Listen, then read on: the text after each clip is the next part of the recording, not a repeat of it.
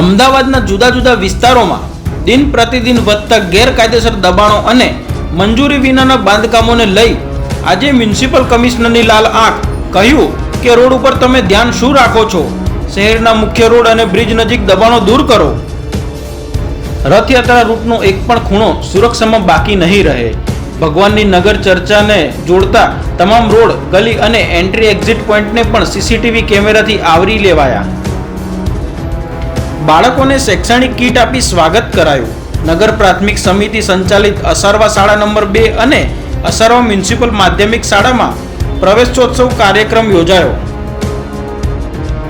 મહિલાના નશાના કારોબારની માયાજાળ. આ એ ચહેરાઓ છે જે તમારી આસપાસ કામ ધંધાની આડમાં ડ્રગ્સ વેચે છે.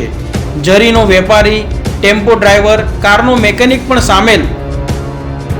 સુરતમાં શાળા પ્રવેશોત્સવમાં ગૃહમંત્રીએ બાળકોને પ્રવેશ કરાવ્યો.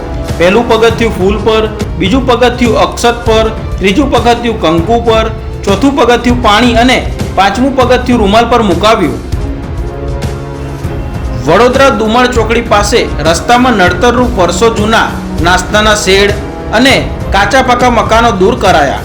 તંત્ર અને સ્થાનિકો વચ્ચે ઉગ્ર બોલાચાલી થઈ.